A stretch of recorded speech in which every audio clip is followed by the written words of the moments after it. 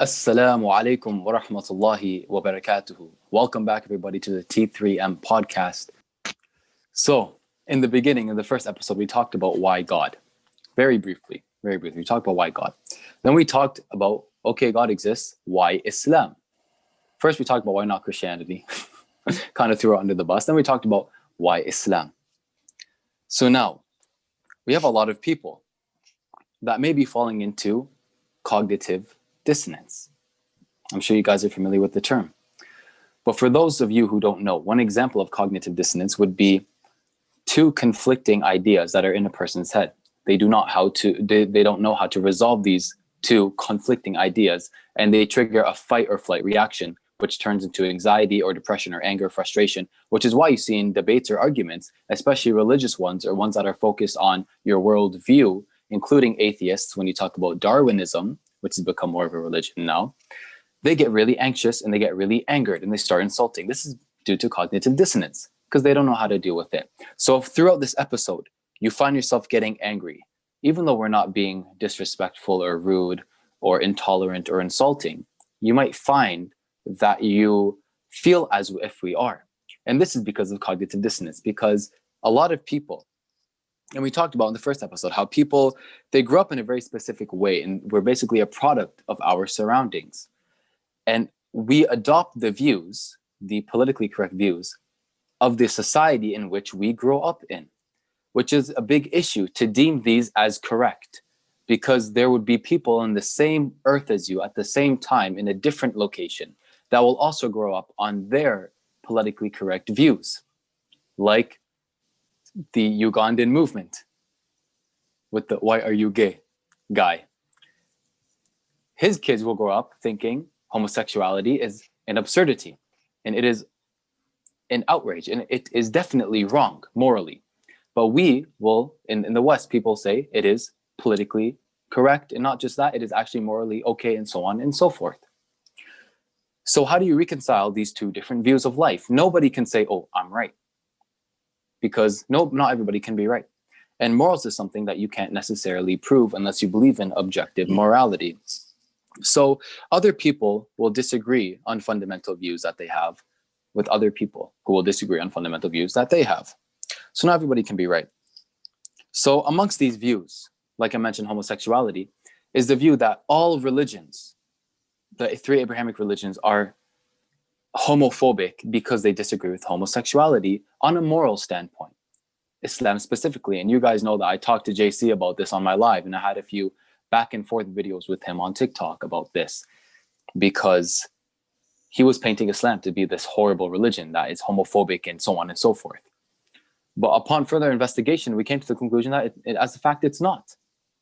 And many people might not know this, but actually Western views is what is intolerant, or previous Western views is what was intolerant towards homosexuality in I would say, in the vile manner that it's been presented in the past. So people adopt this view on homosexuality in the West, deeming it to be okay and so on and so forth, simply because it's politically correct. And this is what they were brought up on. There is actually, most of the time, no scientific grounds for this belief. It is just let people be. And it's this liberalistic idea, but we know the problem with liberalism is not everybody can be ultimately free, because that means you can do whatever you want. And we live in a society where you can't do whatever you want. There are restrictions, there are legal responsibilities and obligations. So where did this political movement really start making the impact that it's been making in the West? Fayad, if you want to touch on that subject. No homo, inshallah. Let me touch it right now. So, guys, before we go in, I just want to commend my bro, Rami. Wonderful introduction, wonderful trigger warning. Ladies and gentlemen, let's go into this. So, for those of you that do not know, the APA, or the American Psychiatric Association, is the regulatory governing body in the States, quickly affiliated with the World Health Organization as well. These are the people that set the gold standards for mental illness, psychiatric illness, psychological disorders. These are the people that you go to. They created this book called the Diagnostic and Statistical Manual of Mental Disorder, called the DSM. It's had a couple of different modifications and edits and versions, but from its inception until 1973, the Diagnostic and Statistical Manual, the DSM, categorized sexual deviance, including homosexuality, pedophilic disorder, transgenderism, as mental illness and dis-ease. I just want to let you guys know something up front too. I'm gonna get Angel because he explains it well. What do we mean when we say dis-ease and when we keep saying it in this talk? Are we trying to be demeaning, or what do we mean by that? So when you think about dis-ease, I got this from a Sadhguru video that I saw years ago, where he basically said, like, you break up the word. So now you have dis-ease. If you are in dis-ease, then you're not at ease. Am I right? Like you're not good, you're not happy, you're not at ease, you're not enjoying your life the way that you should be. And that is what a dis-ease is. Now, is there more medical terminology on it? Yeah. Is there more psychological terminology on it? Yeah. But in the most simplest terminology, if you are in dis-ease, you're not at ease. You got something wrong. You got something affecting your general state of being. 100%, man. Good stuff. That he explained it perfectly, guys. We're not trying to be demeaning. We're not trying to say disease like they're sick and they're messed up in the head. We're not saying that, but that's the beauty of this talk. We're going to really go into both sides. What we are saying, though, is the DSM, not me, not Rami, not Islam, not Christianity, the DSM, the gold standard of mental disorder, categorize sexual deviance, all of these different umbrella terms that we talked about, homosexuality, pedophilia, gender dysphoria, all of that as mental illness. The APA's nomenclature task force was forced by the people to remove homosexuality, and transgenderism from sexual deviance in 1973. This was not due to any medical advancement, any like technological scientific revolution, any science that proved that it should be removed, but purely due to peaceful protests. And I say that lightly because oftentimes they weren't so peaceful and they were kind of coerced by political agendas and propaganda to remove it. They have then further pushed for the removal of pedophilic disorder from the DSM, but that has not been successful as of yet. Might change the times we live in. Furthermore, I just want to let you know that they created 3 fake terms. I say fake, take it with a grain of salt. The first one is homophobic. Phobia, which is a mental illness categorized by an abnormal fear or anxiety persistently related to some symptom or some stimulus, which isn't true, because if you and I go outside and we look at a gay guy and we get scared, okay, that's by definition phobia. But what they do is they created this political term to coin and coerce those that disagree with the promotion of the LGBT agenda, not those that are actually against or scared of homosexuals, bisexuals, lesbians, trans, so on and so forth. They then coined the term partner, which I don't really have a problem with. They just really hated the man and wife, man and woman, wife, husband, or spouse. They really want to use partner, so it gives them this sense of inclusion. All of these things that sound in hindsight very inclusive, right? They want to put for gender equality, equal this. It sounds good on the surface, but it kind of changes tone when you get a little deeper. They then talk about gender identity and pronouns. I got no problem with, but there's no scientific basis. If you're biologically a he, but again, you want to be called a she, I don't really see why I got to call you a she just to like make you feel better. There's no scientific foundation for it. We're going to talk about that. And yeah, so what I want to start with is, Anil, I got a quick question for you. You got... Not gay. You're not gay. All right, cool. Question number 2. This guy's also a mind reader. Not only does he know martial arts. This guy, come on, guys, he's single too. I was gonna ask you question number 2, inshallah. So you got 2 healthy arms, bro. Right? You like your arms. I love them. You love your arms. From your, I guess, genesis of Angel to age whatever. We're not gonna disclose that right now. But you're in your mid 40s. In your 4 decades of life, I'm kidding, guys. He's not 40. Have you ever felt like you have a problem with your arms, that they shouldn't be there, that you want to get them removed? Let's say Rami's a doctor. Rami is the specialist. He is a psychiatrist. He is a brain surgeon. He deals with everything with the psyche and neuroscience. You go to him and you're like, hey, doctor, I don't like my arm. I think I got to remove it. I just don't feel like it should be a part of me. Rami looks at it and says, hey, bro, it's a perfectly healthy arm. There's nothing wrong with it. There's no maladaptive function. There's no, I guess, dis-ease. There's no pathology. There's no abnormal function. Why do you want it removed? And you're just out here saying, I just don't feel like it should be there. Plain and simple.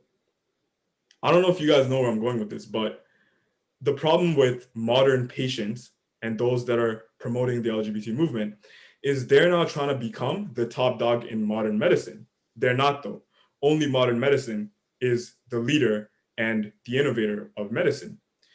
You as a patient, you can't go to a doctor and try to promote your idea of what the diagnosis should be. Your job as a patient is only to say, these are my symptoms. The doctor comes and says, okay, this is your diagnosis. Modern medicine's turned from what it used to be as treating disease and disorders to becoming something that just makes you feel better and treats these bad feelings that you might have, which isn't really backed by any evidence, right? So let's talk about this first and foremost. Johns Hopkins Medical School, University Hospital, right? Came up with a study, kind of groundbreaking, but kind of not, because there's so many studies done on this that support this idea, that the suicide rate of trans surgery, right, post-op is astronomically higher than the suicide rate pre-op. What do I mean by that? I mean, the group of people that decide they want to go through transition surgery, sex change, all of that, are 20 times more likely of committing suicide than those that didn't transition. So you really think about it, they're promoting this idea of, okay, you want to become a guy and you were born a girl, or you want to become a girl, you were born a guy with something between your legs. Cool, we can amputate that, just like that arm, because you feel like that. Cool, it'll make you happy. But that's not what the research is really showing. Matter of fact, and I quote, let me see, Dr. McHugh, who's the research, the leader of the study, said that sex reassignment doesn't work. It's impossible to reassign someone's sex physically, and attempting to do so doesn't produce good outcomes at all psychosocially. So do you guys have anything to say about that? What are your thoughts about the suicide rates post-op versus pre-op? Did you guys know about that? Is it something that sits right with you? So initially, when you mentioned that a person goes to the doctor with their symptoms and says, this is what I'm experiencing, and the doctor gives a diagnosis, I would say there's actually an issue on that end of the spectrum as well, because we have a lot of doctors who are prematurely diagnosing young children and young people with what I would call transsexuality, which means they're basically, instead of just gender dysphoria, they're actually saying, okay, this is the boy who wants to be a girl. Let's make them a girl. And this is at a point where they're not ready to make this decision. And then they make the decision, and some of them later regret it. But as a man, and men will know this, you only have the genitalia that you have. So upon removal of this genitalia, it is too late to put it back. So if a person is misdiagnosed by a professional and then later regrets it, this is going to lead to a very depressive state, in which a person may want to or no longer want to live anymore. And this is the issue with gender dysphoria and how it's viewed, even from some medical perspectives. Because when you implement political correctness into the medical world, you get this mess of, okay, because actually I saw this picture and I think it's funny. It's a little cartoon. It was basically a kid goes to the mom and they're like, Mom, I'm a dinosaur. And then mom's ignoring the kid. And then the next slide is, Mom, I'm a police officer or something like that. And the mom's ignoring the kid. And then one day the boy, because there's a boy, he goes with the mom, the same kid, same mom. He says, Mom, I'm a princess. And she's like, oh, you're a girl. let's get you surgery. And then the doctor's like, hey, Timmy, it's time to... And this is actually... One thing I just got to quickly know, bro. First thing, hashtag Abu American. If you know, you know. Yeah, I was about to put it on right now for everyone to see it. There you go. And number two, I really wanted to say this right now. Everything There you you're go. That's it. yeah, That's it right there. talking about, bro, makes sense. Take a look at the picture, guys, for a visual depiction of what this man was spitting, which was facts. But what I really had to get out there was it fully aligns with the study that I'm looking at right now. Dr. McHugh points to the reality that because sex change, and I quote, is physically impossible, it frequently does not provide the long-term wholeness and happiness remotely that people seek. Unfortunately, many professionals now view healthcare, including mental health care, like Rami said, primarily as a means of fulfilling patient desires rather than treating pathology, whatever those are. Yeah. So I wanna pose a question to you and everybody at home. Which is easier to change? Genetic biology or your psychology? You want us to answer that? Yeah. Which is easier to change? Your genetic biology or your biology genetically, or, and this includes sex and gender and so on and so forth, or your psychology? Which is easier to change? The answer's pretty obvious. Psychology. Yeah. Genetically, you can't change yourself. If we could genetically modify ourselves, I would have a beard by now. Unfortunately, we can't do that. That's funny as well. If you really think about it, what he said, even if I don't want to change my psychology, it changes itself sometimes. Mental state, moods, emotions. Rather, biology, you can't leave it alone and let it change itself, unless it's like puberty or something like that. But yeah, you're right. SubhanAllah. While we're on this topic, I want to mention that I came across this TikTok video, and it was of this young man who was debating with a conservative online, and the conservative was a hard-headed individual, right? This person brought sources and arguments, and this person just said, gender is not a flavor of ice cream. You can't choose which one you want, so on and so forth. And even though I do agree with him, he wasn't addressing the point. And the point he brought up was, one, and this is something that I want to get out of the way. If anyone thinks this is an argument, I want to get it out of the way when it comes to there being multiple genders or transgenderism and so on and so forth. Two arguments he made. Firstly, there are multiple sexes, 5 or 6 that we have found currently. And what he's referring to is the fact that there is XX, which is for a male, correct? No, female. That's for a female, XX for a female. Okay, thank you. That's why I asked. And then XY is for a male then, correct? Yeah. There are other versions, such as XXXY, which seems to be the most rare occurrence with births. They range anywhere from 1 in every 18,000 births to 1 in every 50,000 births. That's how rare it is. So he tried to make this argument and say that there are so many sexes, therefore there are different genders. But if you actually do a quick scholarly research, look up scholarly papers, you'll find that XXXY actually is a chromosomal abnormality, thank you, that only occurs in men, biological males. And it affects things like their intellectual scope. It may intellectually disable them in some sense. It may weaken their muscle tone. It may shorten their wee. Right. It may cause infertility, but this is only in males. So at the end of the day, you still have a male. And with other ones, you still have a female. So this is not really an argument. And the second argument he made was one I found a lot more convincing, but it does not have enough ground to stand on. And what he said was that transgender people, or transsexual people, from a young age, their brain scans line up more with the gender they prefer than the gender they're given biologically, which poses a question, one, which is easier to change? Psychology or biology? You can't change biology, therefore psychology is the only one. But people have it the other way around, where they want to change the biology, the objective truth, to fit their subjective psychology, which may fluctuate, which may change. But there was a doctor, I believe a few decades ago, in the 70s actually, named Stoller, and he actually did research, and he had this theory that he wanted to propose and investigate, that young men, prettier men, young boys who are seen as more attractive, cute boys, are you pointing to Andre? On my You screen, you're pointing pointing at, at a bro? black screen. Yeah, you pointing at a black space over here.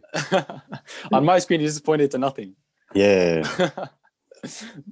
But fair. So he hypothesized that more attractive young men or young boys are treated more feminine, therefore develop more feminine psychology, female psychology.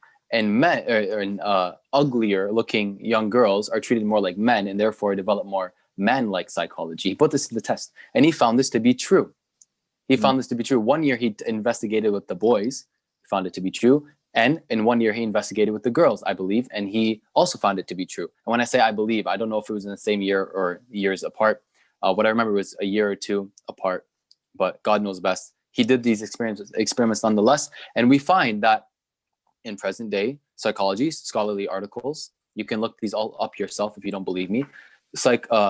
Psychologically, we're affected by our surroundings and how we are treated by others, which is why you'll find a lot of people who have daddy issues, a lot of girls who have daddy issues go for like messed up men, or a lot of homosexual people actually have a traumatic upbringing, or they were molested as a kid, or they didn't have a father figure in their life, or there's some kind of what we would call a traumatic experience in their upbringing as a young kid, or even as a teen or a preteen, or sometimes even as an adult in some cases, that affects them psychologically to the point where they begin to believe these things about themselves and look to make this an objective reality by changing what, as the article you mentioned, by that university mentioned, is not changeable.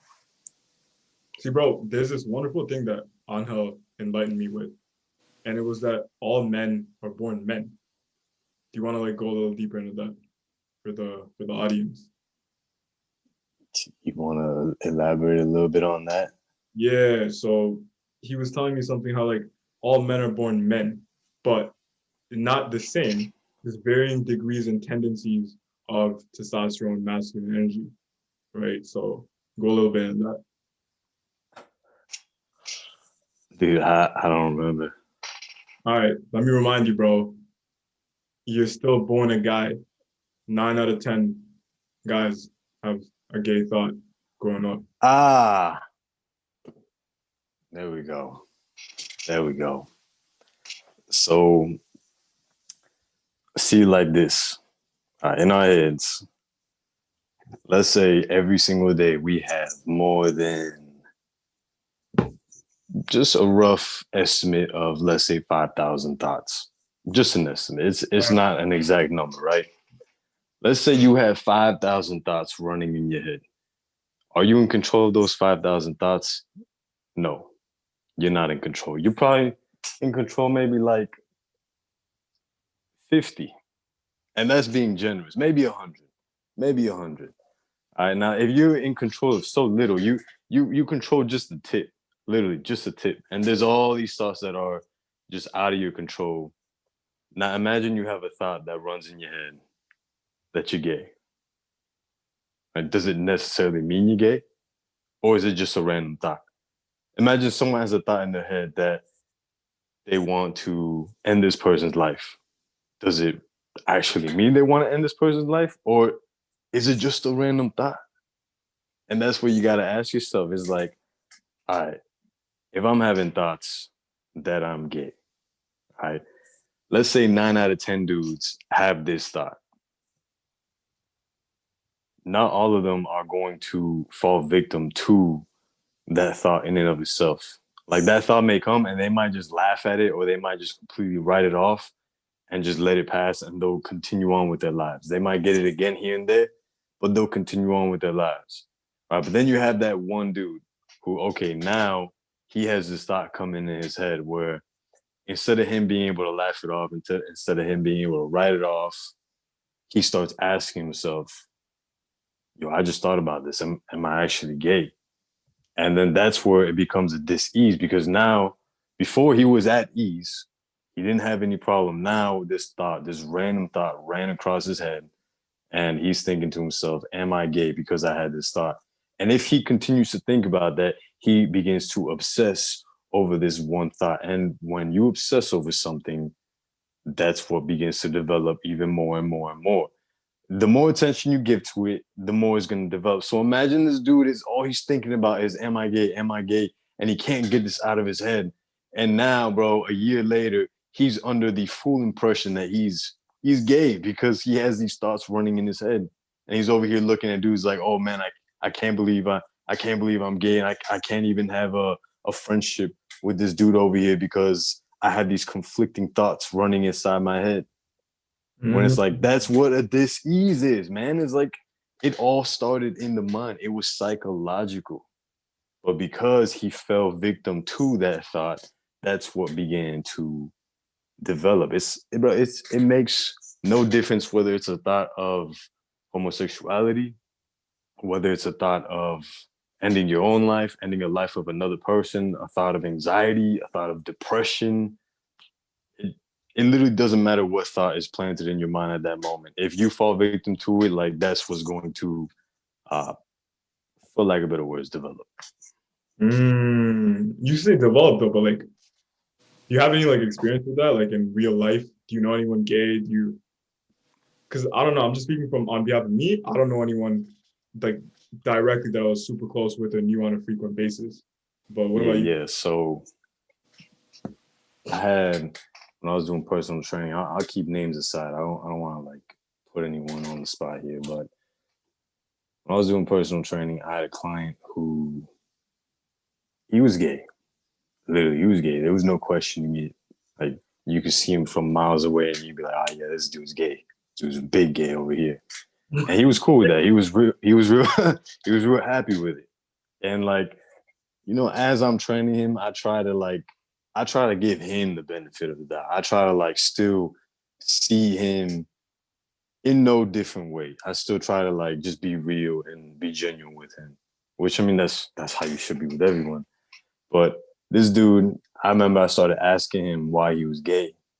You know, like not joking around. I wasn't trying to be like pasta sempa, you know, like, and I know he's not joking around. I know he's probably real legit about that. Now, let me get back to you. All right, so I'm asking him why is he gay, and he told me that he had a traumatic experience when he was a kid, where he actually got raped, or not raped, but sexually abused. Yeah, sexually molested by, I want to say it was his cousin or his uncle or some male that was in his family that he trusted at a young age. All right, that he trusted. So his first sexual experience was with a man, and it was with someone who was close to him that he trusted. So he's all kinds of messed up. All right, and then when he told me that, I remember I went home and I started researching this, and I was like, do most gay people have a traumatic childhood experience? And, you know, from what I got, yes, most tend to actually have that. You can research it yourself. I'm not going to claim that to be 100% the truth, but in this example that I'm giving to you guys, like it is the truth in this example. Because for him, he obviously had an issue, and look what happened to him. And then when I started asking him even more questions, he actually ended up telling me that he still got aroused by a woman, but that he just gets more aroused by a man. Which when I heard that, I was like, dude, you're not gay. I literally told him, I was like, you are not gay. And then he like looked at me, but he was shook. He like looked at me. I was like, bro, listen, you are not gay because you are still aroused by a woman. You can't say you're bisexual. I do not believe that someone is bisexual. If someone's bisexual, they're just trying to make an excuse for being gay. But look, if you're being aroused by a woman and you're saying you're more aroused by a man right now, that's because of what you went through as a kid. It's like someone, and I don't want to get too deep into detail here, but it's like someone getting into explicit adult content on the internet. You guys know what I'm talking about, the sexual stuff. I don't need to go in detail with the naming, but when someone gets into this stuff, they start off, let's say, on like something normal, and then that progresses into something pretty nasty. I'm not, like I said, I'm not gonna get into detail, but my first things that I used to watch were pretty disgusting. And for a while, that's the only thing that aroused me. But it's like once I stopped watching this stuff, that no longer aroused me. And then it was the normal things that aroused me, like a normal woman, like a normal interaction with a woman, just talking and having a conversation like that. That made me feel some type of way. All right. And what I'm trying to say here is that what happened to this dude in his childhood caused him to basically have this almost this like set thing where it's like, this is what's arousing me. But it's like, if he could only either one, get help externally from someone close to him, like family or a psychologist, or two, dude, look within, man. Like meditate and pray, like spend time with yourself and like really just get down to these root issues and really ask yourself the question, why are you gay? And like you'll probably hear yourself. And that's what I'm trying to say is that like the dude ended up telling me all this stuff and just crazy, dude. Just crazy. I commend you for not, leaving his names out, leaving his identity and all that. But it was an excellent story, man. At the end of the day, I get it. You have a kid who's 5, 6, 7. Like, breaks my heart that they're even younger sometimes.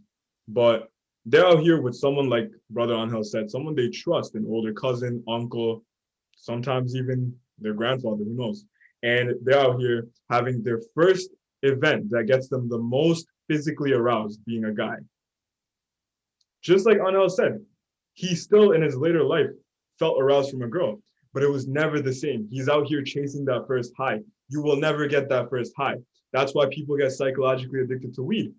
All they're trying to do from a Freudian perspective is they're trying to recreate that first high. Bad news, guys, you will never get that first high. You think you will, and that's why you fall into an addiction. But anyway, that's neither here nor there. The point that Angel was trying to say leads into my next discovery from my research, which is kind of crazy. The overwhelming majority of child molestation is homosexual.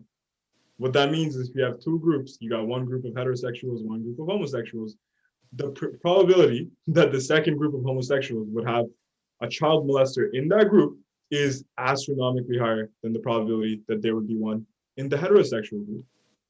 This largely, like my bro said, stems from childhood abuse and trauma.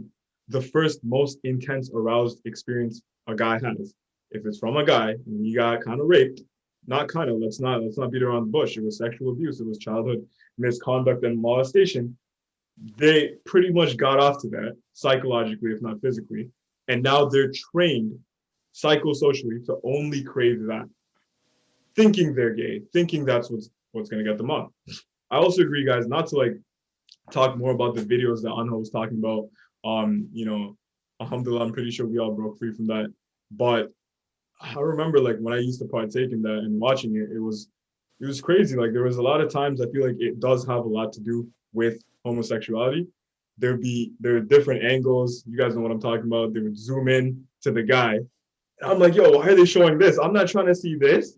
Like I didn't come here for this. And they're zooming into things that I'm not trying to see. And it's like, you might not think about it, like as literally as, okay, cool, I'm slowly becoming gay, but it is kind of conditioning you and at the very least desensitizing you to being okay seeing that. Things that weren't there before this whole multi-trillion-dollar industry. Isn't that sad? But yo, and let me piggyback off that for a second. I'll pass it right back. But it's not just sexual molestation. That's something from my own research and from my own insight, meditating and praying on it. But it's from any traumatic experience in your childhood. So like me being abused in my childhood, like there could have been a huge probability that I could have gone down that path. But, alhamdulillah, I did are you not. talking about like abused becomes the abuser? Are you talking about abused becomes the abuser type scenario?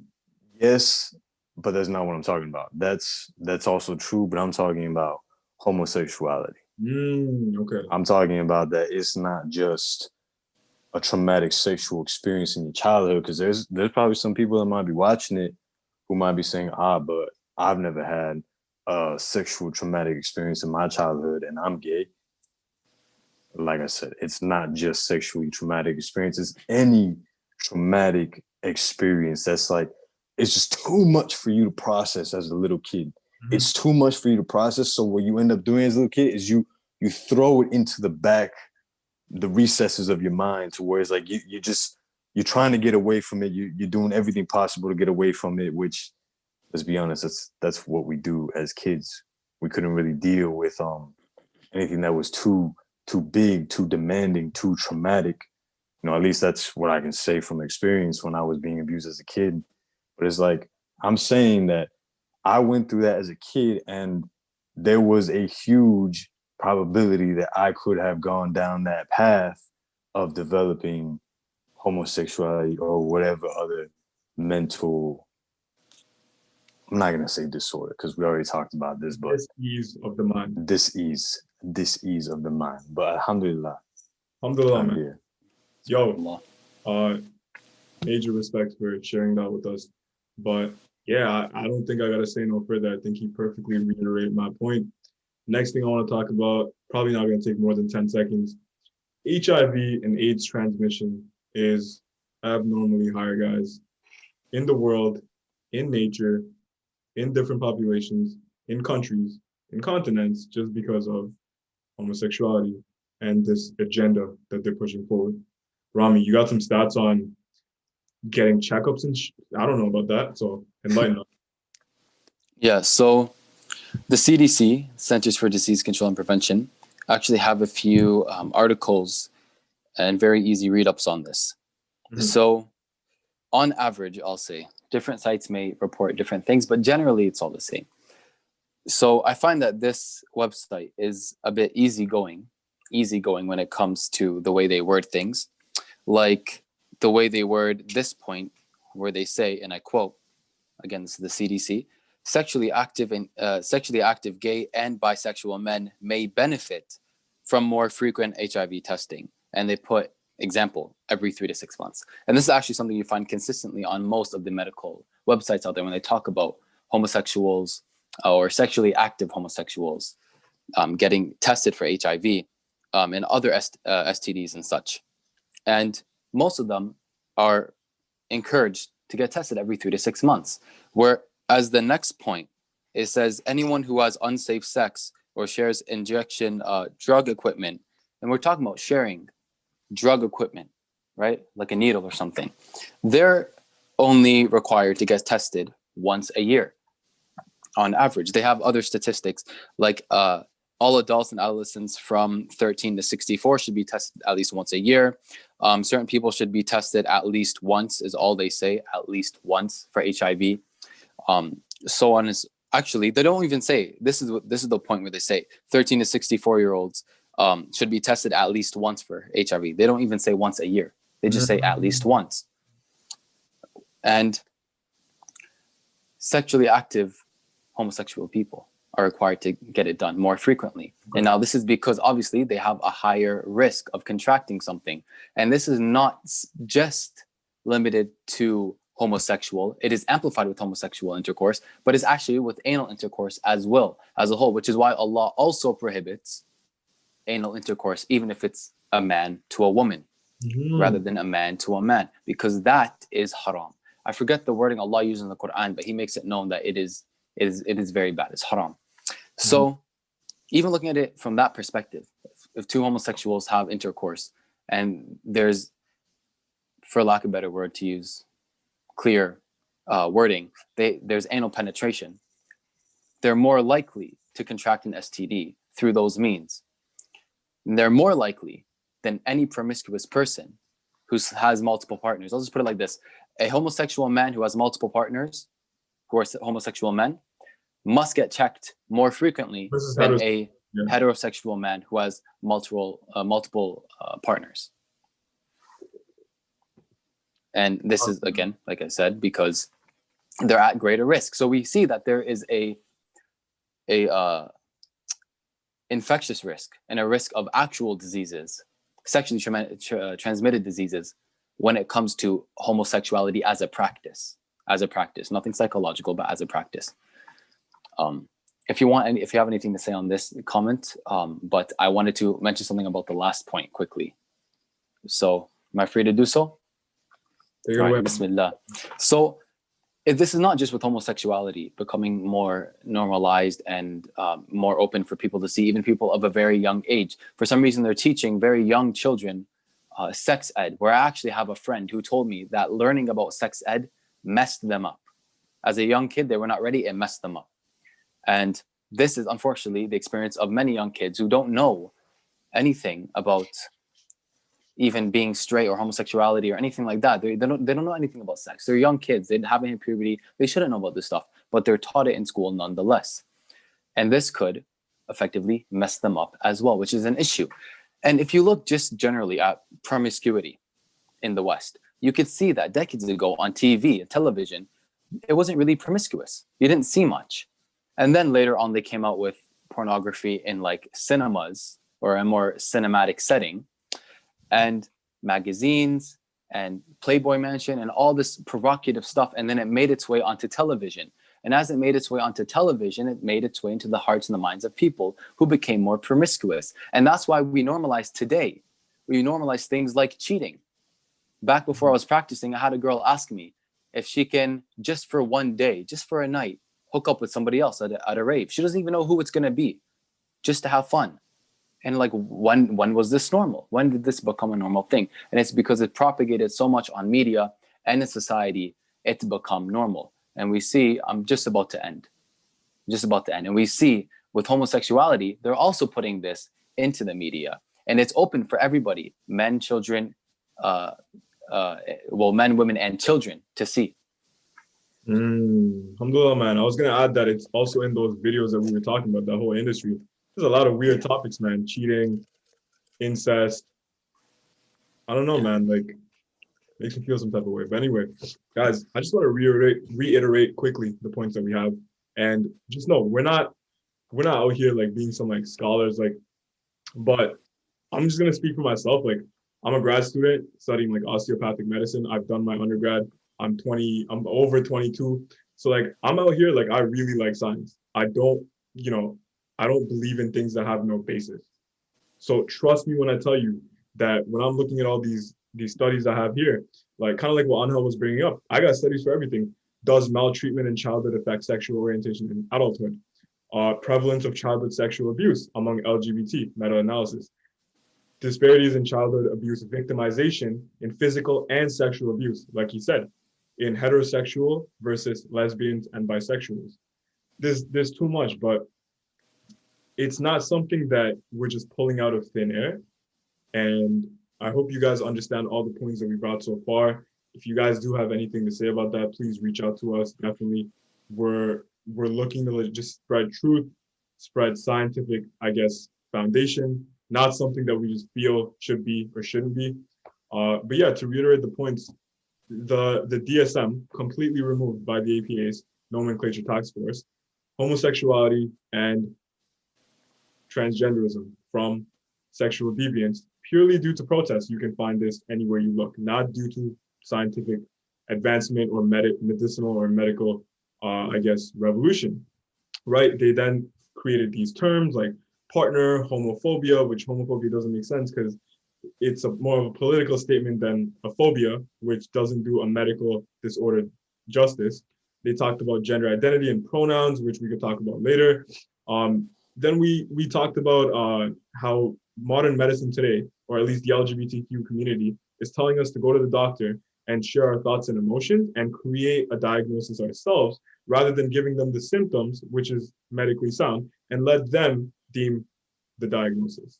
We then talked about how suicide rates post-op are astronomically higher than pre-op. Guys, why would we suggest a movement that has a suicide rate 20 times higher post-op than pre-op? Like, this is insane.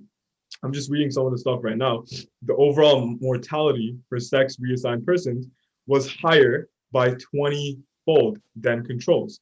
Sex reassigned persons also had an increased risk for suicide attempts and psychiatric inpatient care. So it's not just suicide, it's just death from all of the causes, period. Psychiatric inpatient care, comparisons with control matched on reassigned sex yield for higher anxiety and for higher mental dis-ease, right? We then talked about HIV and AIDS transmission. And tying it back into Islam, guys, homosexuality, which by definition is just a feeling, an inclination towards being attracted to the same sex, right? Just like Anil said, we all had that thought. 9 out of 10 guys had that thought at least once in their lifetime. It's a feeling, it's an emotion. Allah does not, I guess, condemn us for thoughts and emotions. We don't get sins for these thoughts, right? So let's get that clear. Islam doesn't say, okay, it's bad to have thoughts, it's bad to do this. This whole homosexuality thing, take that out. It's the act that we're talking about, right? Because the act is now legitimizing a pathology by definition of what we talked about so far that you had up here. It's legitimizing and taking action on something that was transient, which is an emotion, which is kind of doesn't make sense to me. It's like, do we not have thoughts of committing murder? Maybe, right? Don't take words out of my mouth, guys, but are we gonna go commit these acts? How does that make us any different than animals? You might say, oh, animals have, homosexuality occurs naturally in nature. Yeah, so does infanticide and genocide and murder. Where do you draw the line? There's this thing called trans age coming out, guys and girls. It's basically saying you can identify as a different age because you feel like you are that age. What does that mean? There was this guy who's a child molester, a pedophile. He said the same thing as the LGBTQ people, that I was born this way. He was 60, he molested a 10-year-old, and he said he identified as an 11-year-old during that. I believe he was 11 or 9, which makes no sense. And what's next? People are gonna try to identify as different species. I don't know, man. Like, it makes me feel some type of way that as a society, in hindsight, this whole movement tells you, yeah, we want equality. Yeah, we're trying to be progressive. But it makes me think that it's kind of regressive. I don't know, do you want to elaborate on that a bit? No. Come on, man. Like, I mean, I'm ready to play devil's advocate, but I feel like Rami has something to add on that. all right, let's go for it then. But yeah, guys, I feel like we've done more than enough of a solid scientific foundation, and you're ready for me to ask you the question, bro. Why are you gay? Why are you gay? No, but real talk, I'm about to play devil's advocate with y'all. Okay, so big question that is thrown out is why are gay people treated the way they're treated in Islamic countries? Why are they stoned to death? Why are they treated like trash? Yeah. If Islam is such a peaceful religion, why is it that homosexual dudes, homosexual women are being stoned to death? Okay, I got an answer, but I look up to Rami in a lot of different affairs and different, I guess, more, things that people are unsure of. I look at him for guidance sometimes. So I want him to go for it first, and I'm gonna see if it aligns with my answer. All right, inshallah. If there's anything I missed, feel free to jump in, either of you. Bismillah ar-Rahman ar-Rahim. So the issue is people correspond Muslim countries with Islam and Islamic law. But there's an issue with this. Islamic law is just Islamic law. You don't have different versions of it. It's just Islamic law. But there are different countries which all have different rulings. So who's right? Which one fully represents Islam? And the truth of the matter is none of them fully represent Islam, not even Saudi Arabia, which everybody loves to pull out. Well, Saudi Arabia doesn't let women drive, therefore Islam oppresses women. This is a false deductive argument because it operates under the assumption that Saudi Arabia perfectly follows Islam. But if you look at the most basic idea of Islam, or the basic, one of the more basic laws of Sharia in Islam, which is Sharia just means Islamic law, is that there should be one Muslim nation with one ruler. But what do we have? We have King Abdullah, King Muhammad, King this, King that, this leader, that leader, this president, that president, for Muslim lands, all throughout the globe, predominantly in the Middle East. Now, this is an issue because this directly goes against Islam. So what else are they missing when it comes to Islam. So we look back to where it started. And it actually started with the fall of the Ottoman Empire. They were in a very weak state, and it was during World War I. They got involved, they lost, and Ottoman, there was no such thing as Saudi Arabia, Lebanon, Syria, Iraq back then. It was just, all of it was the Ottoman Empire, ruled by them. They fell, and people literally drew the map of the Middle East and said, this is Jordan, this is Syria, this is Lebanon. And it's just a clear case of dividing and conquering. Now, with this divide and conquer, and this movement from the West, this strategy from the West, they also colonized these places, as you have US embassies and even Israel embassies in places in the Middle East. They have colonized these lands and implemented their views and their moral standings, predominantly Judeo-Christian views, onto the Middle East.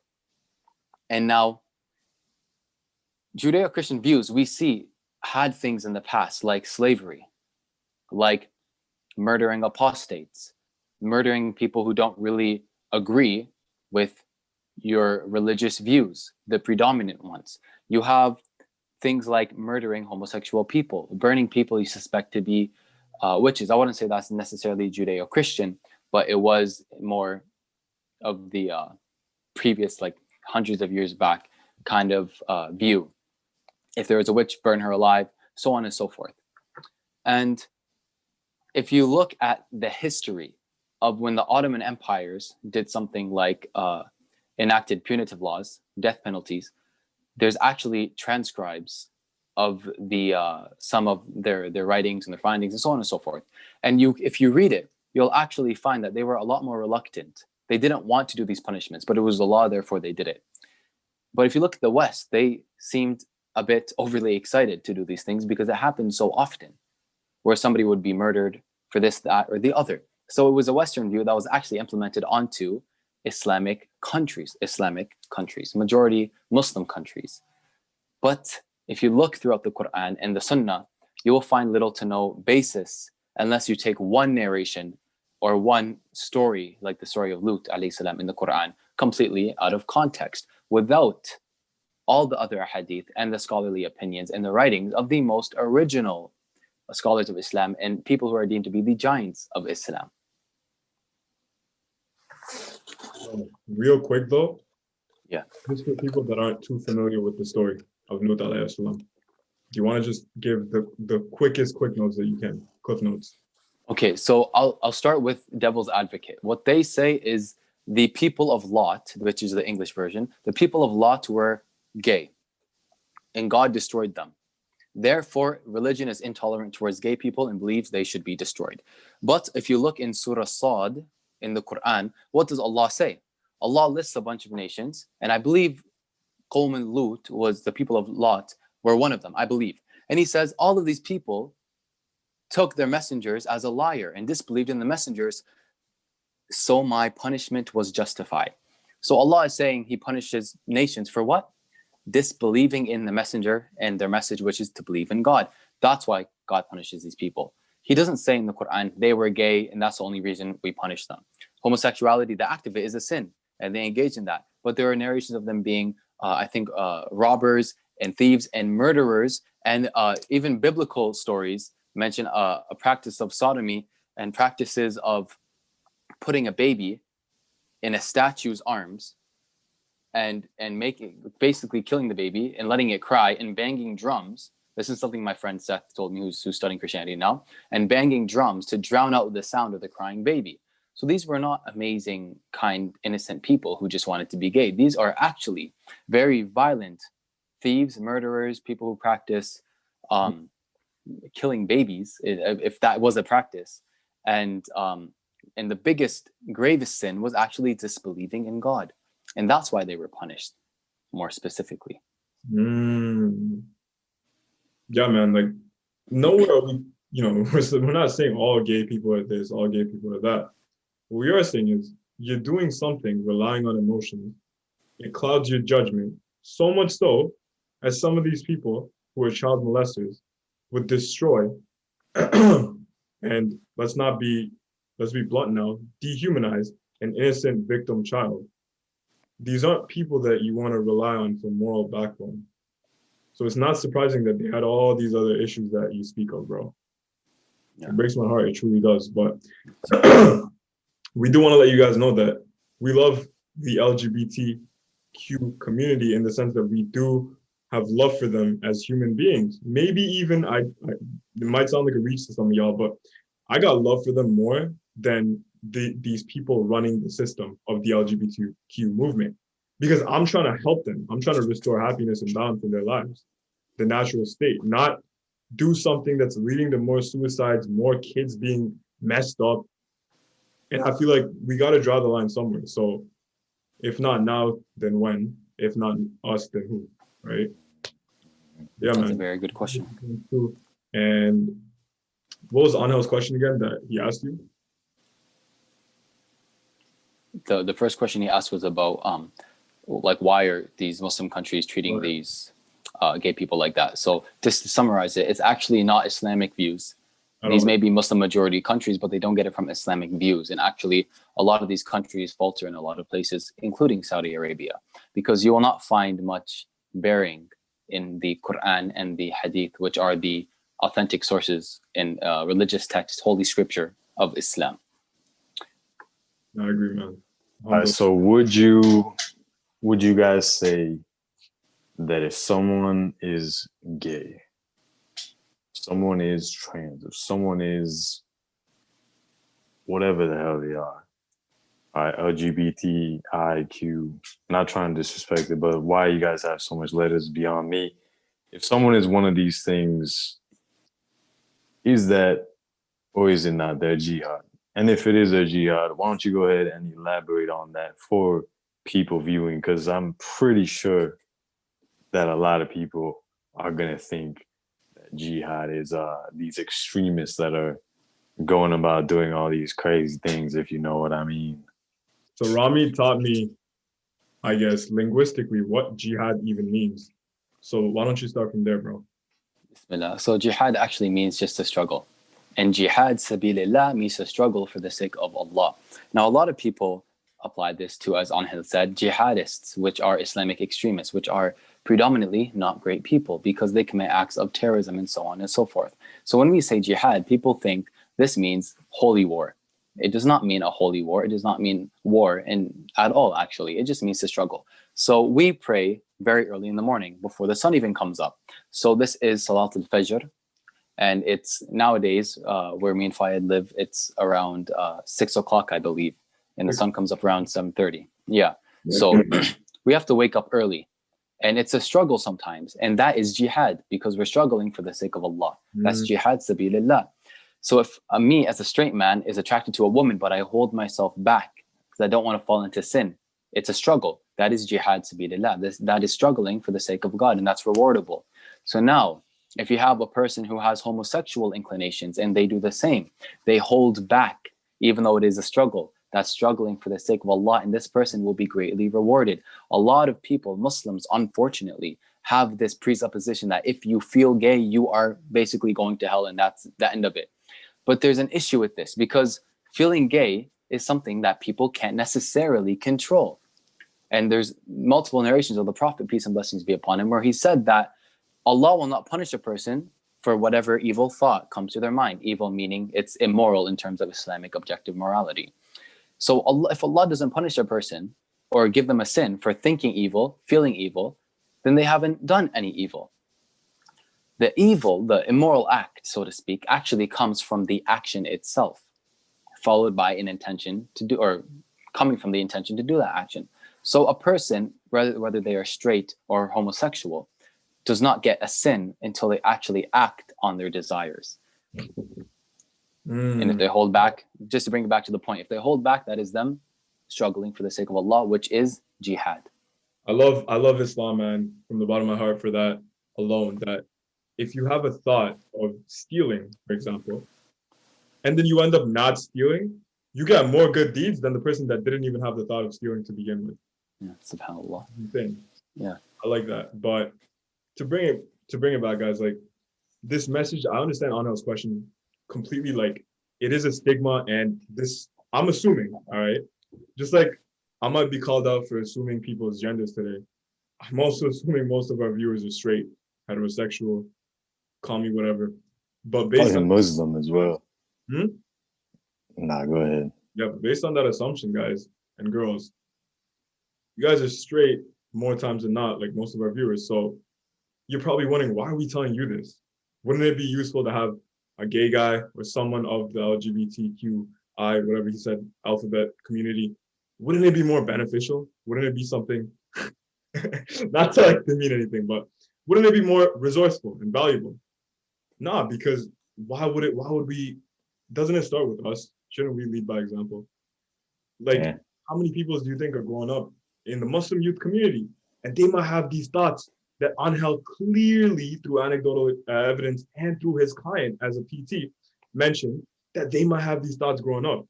Like, why are we out here like ostracizing them in society? As a Muslim guy, as a as I can relate, a lot of Muslim youth today might have these weird thoughts, taboo thoughts, and they might. What are they gonna do? Go to the masjid and talk to the imam, who's just probably gonna call them out and air their sins? Nah, man, like this is not the way. Like, and before that, let me draw a simple analogy so it really drives and tattoos the point to the inside of your skulls. We have this pandemic right now, COVID-19. Are we gonna go to the people that already have the virus and be like, guys, and then we do our dawah and then tell them, okay, this is how you stay safe? No, man, they already got it. What are we doing today? We're not wearing masks, okay, to save the people that already have COVID-19, right? We're wearing masks and we're doing all these things: wash your hands, disinfect, use alcohol wipes, don't give everyone a tongue bath outside. Why are we doing these things? Because we want to stop preventing, we want to stop and prevent the spread of COVID-19 to the people that are already healthy. The mass majority of the population, 99 point whatever percent, that hasn't gotten COVID, we want to help keep them straight, right? So we don't want them getting COVID. So what we're going to do is target them as the main, I guess, group demographic to help tackle this issue. I'm not comparing COVID-19 to homosexuality, but what I am doing is explaining why it's beneficial to not always go to the people that you kind of want to give the truth to, because you do more through leading by example oftentimes than just going directly head on. Because even though we might not go head on, we might not attack people, a lot of people I've seen from my experience in that community take everything very personally, take everything like not like a grain of salt, like you're attacking their nature, you're cursing them, and they get very butthurt about it. And we're just trying to have a discussion. Yo, and to add on to that, if it is indeed a jihad, their jihad, and it's something that they have to struggle and they have to get past, would it then be something that they're going to be fighting for the rest of their life?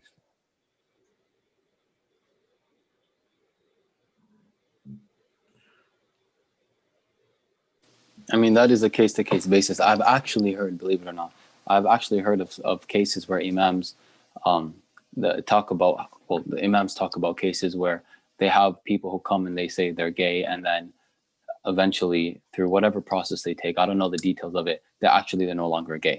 So in some cases you will have that, and in some cases you may not have that, but Allah knows best. Yeah, bro, but isn't there a gay gene? I'm playing devil's advocate.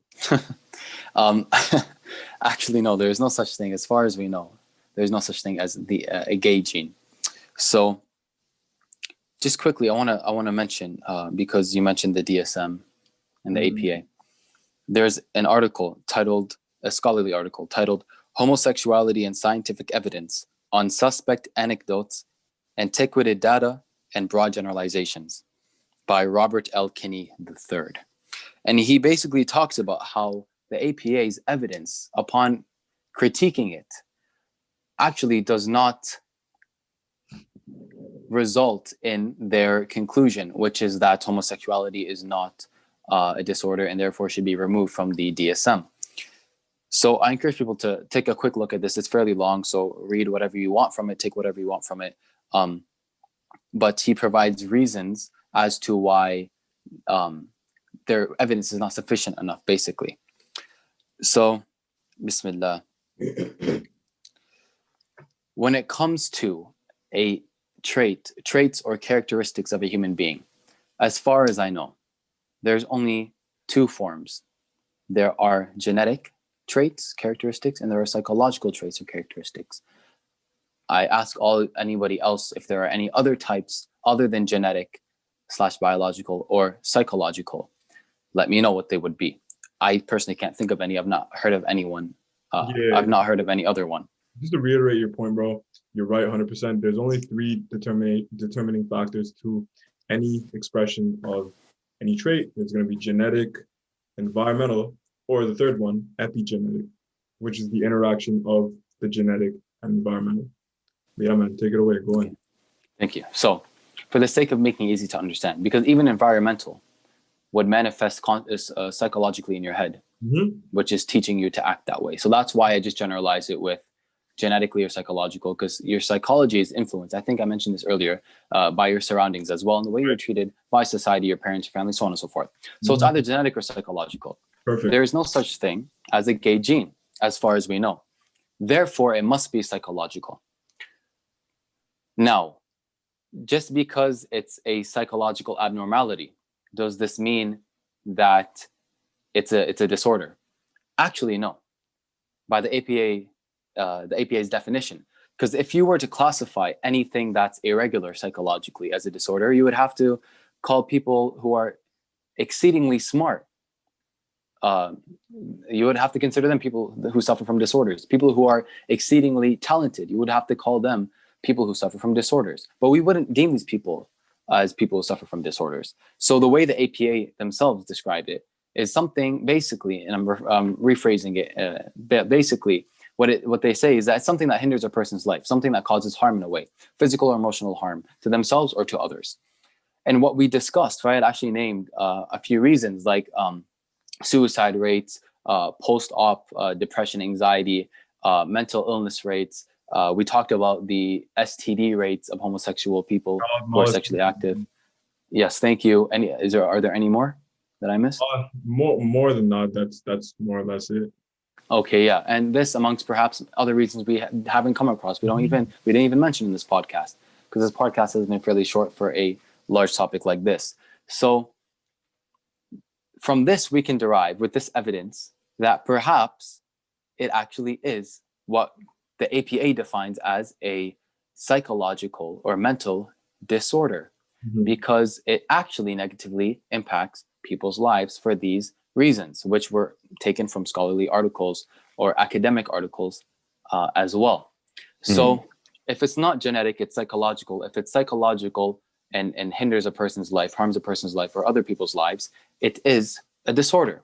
So is it impossible or illogical or homophobic or unfounded to say that homosexuality might actually be a disorder? Not to put any disgrace to these people. We love everybody for the sake of Allah. But is it completely uncomprehendable? Is it completely unfounded? No, it's not. It's not. From what we've discussed. If anything, I would challenge people to bring reasons why it's actually acceptable. Because the APA actually, according to Robert L. Kinney III, did not have enough sufficient evidence. And as Fayed mentioned, we're more likely, and I think he wrote an article about this as well, or somebody else did. I don't have it currently, but there are articles talking about reasons they may have actually, other than the traditional evidence, there's reasons they may have actually removed it from the DSM. And again, we're talking about the American Psychiatric Association. I want to take a quick minute to remind everybody about cognitive dissonance. If you are frustrated right now, we are not attacking anybody.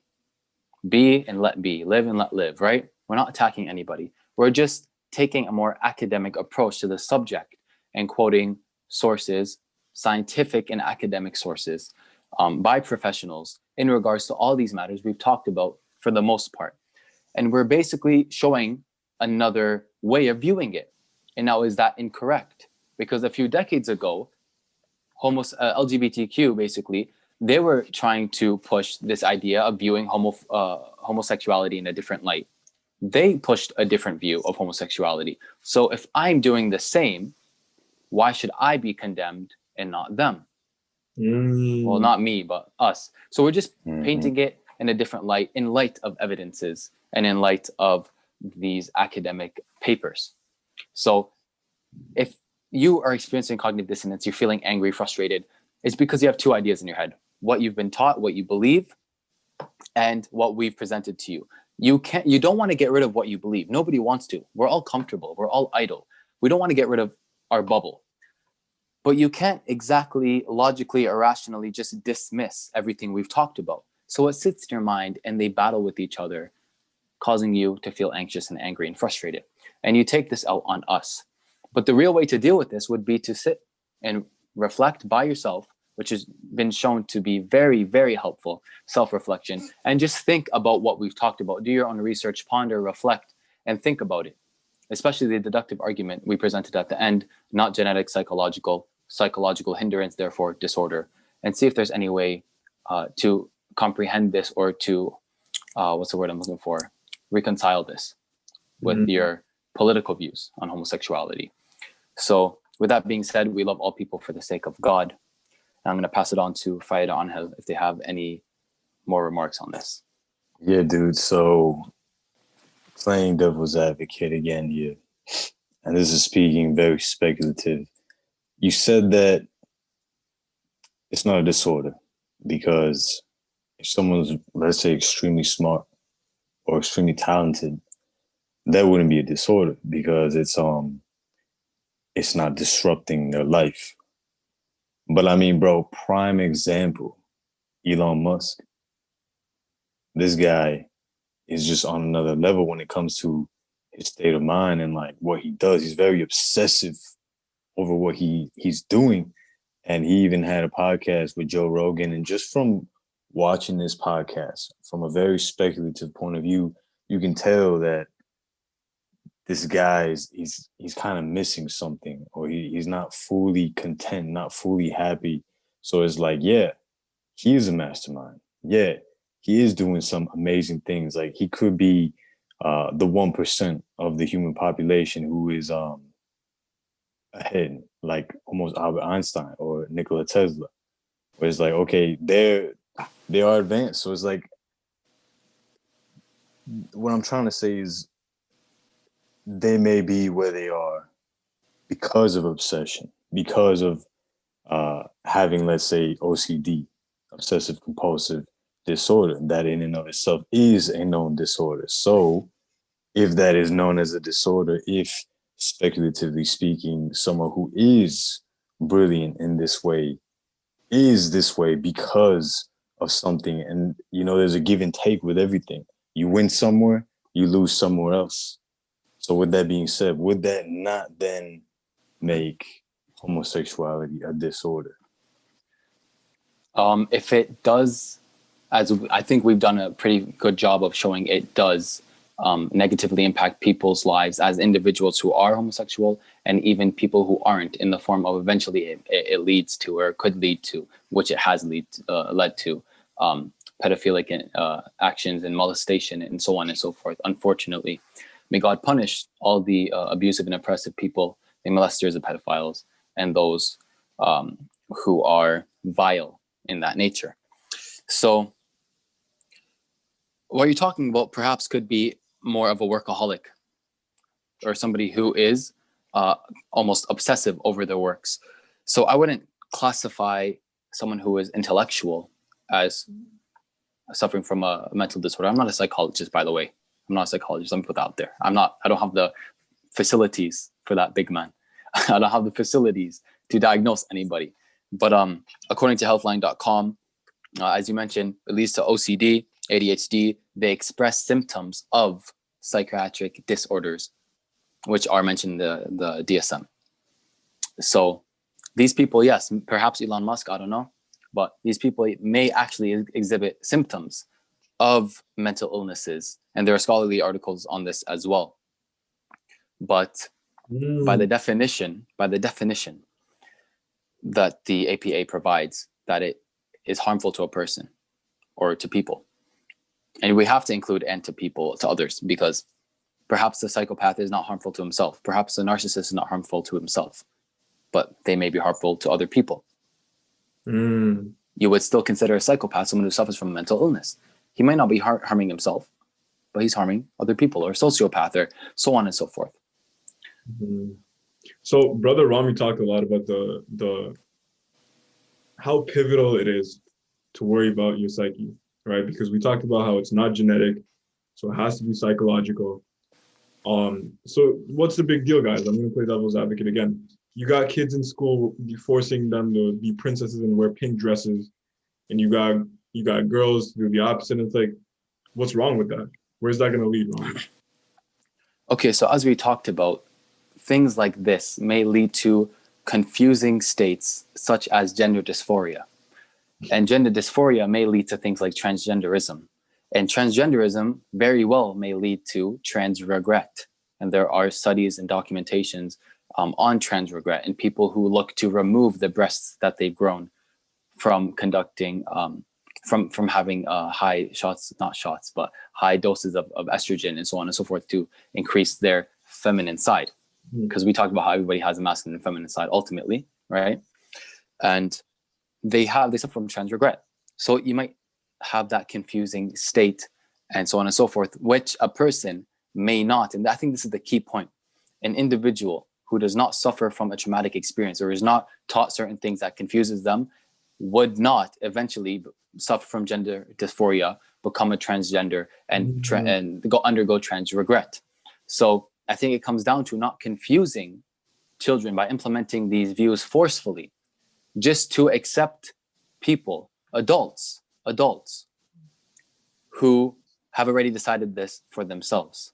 Why should you then confuse these children that end up making life-altering decisions at a very young age, even if it is backed up by a so-called professional, because these professionals, like we mentioned, misdiagnose people and efficiently and effectively, unfortunately, ruin lives.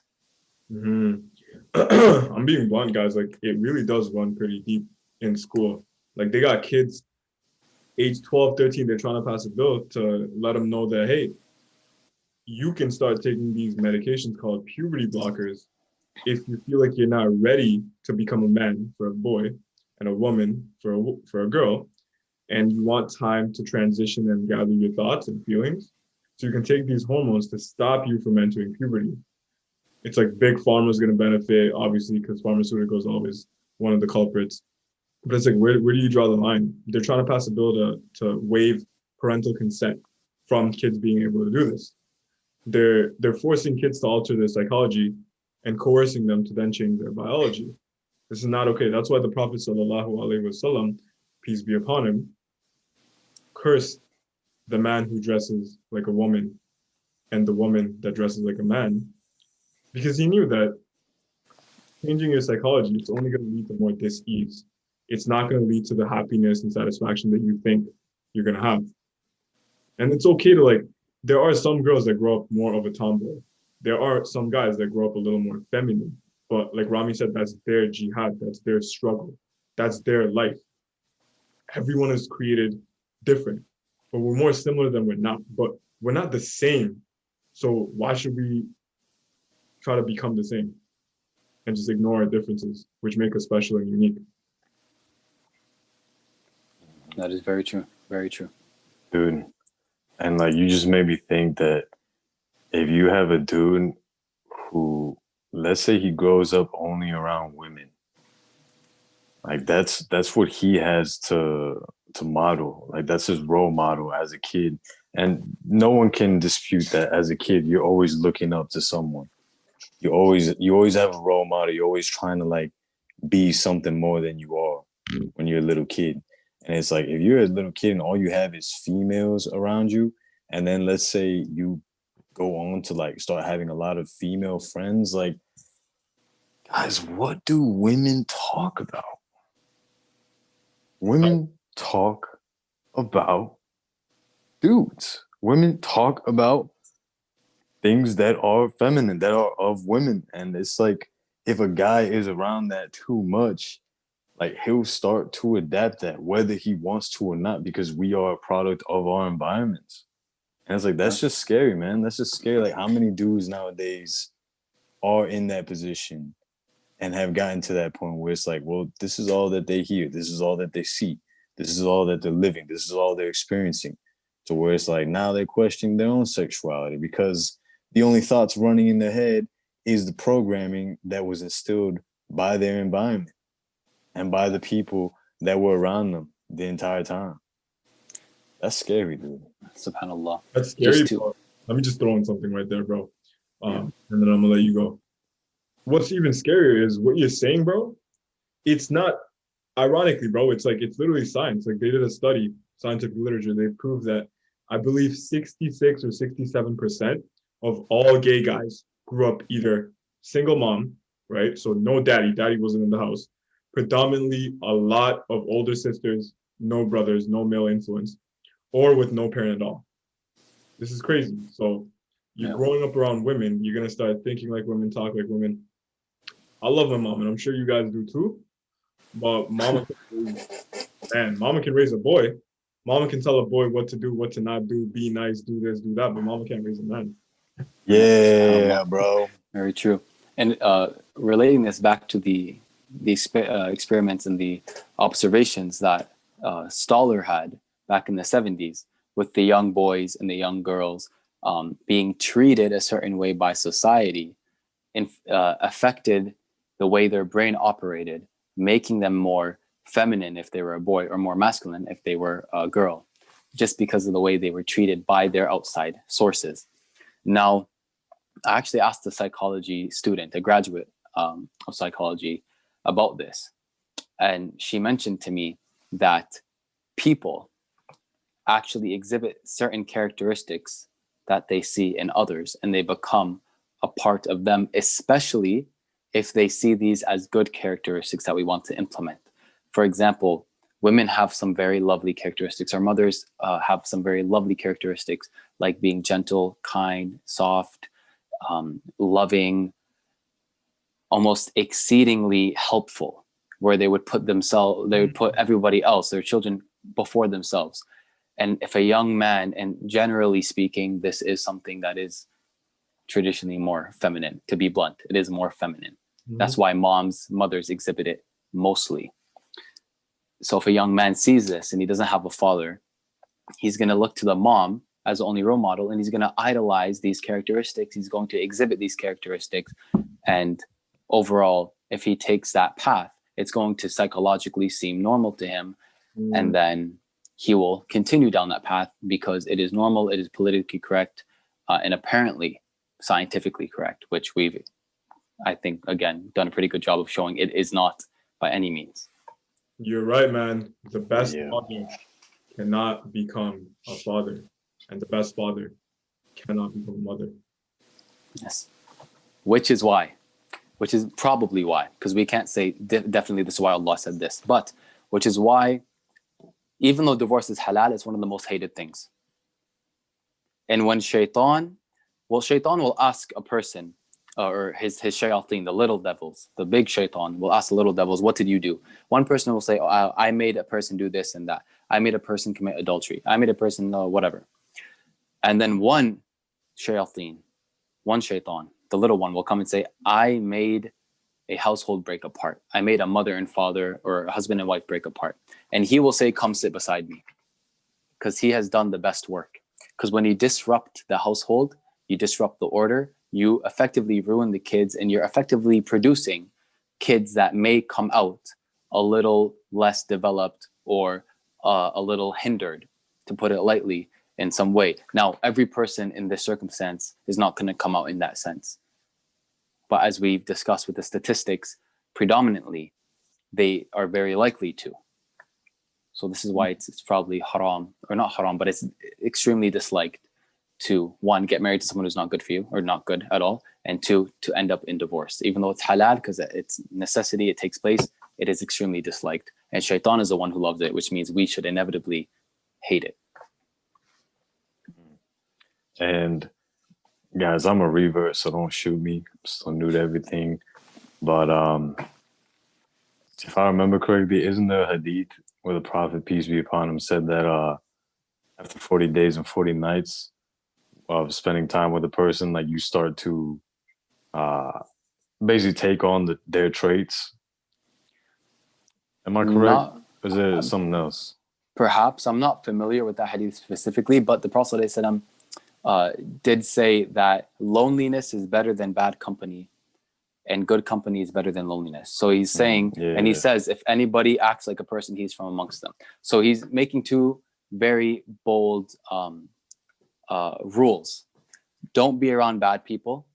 If you act like bad people or certain people, you are from those people. If you act like a Muslim, you're from the Muslims. If you act like a Christian, you're from the Christians. If you act like an atheist, you're from the atheists. Done. So surround yourself with good people. And I believe there are other ahadith, but I don't have them off the top of my head. But effectively, Islamically, we know that that is true. And scientifically as well, we know that people exhibit characteristics of those who are around them, and they become products of their surroundings and their environment. So that's a very good point. True. That's very true. And then for people who are watching, not only do you pick up on good traits, but you actually pick up on the bad traits even the most. Like if you're hanging around someone right now, let's say you have a friend or a family member, and they do something that you don't like, you'll probably pick up on that trait before you pick up on any other trait, because that's the one that you're paying attention to the most. Damn. Wow. Yeah. You're right, man. Facts. All right. Any final remarks, Fayad, Angel? Anything else? Well, I think this is one of the most important podcasts that we will ever make.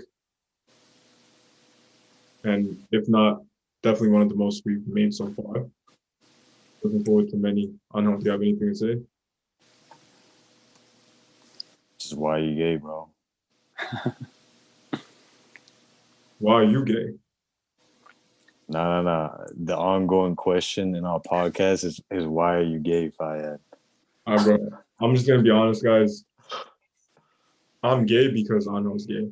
And damn, I look up to him, and I kind of want to be like him.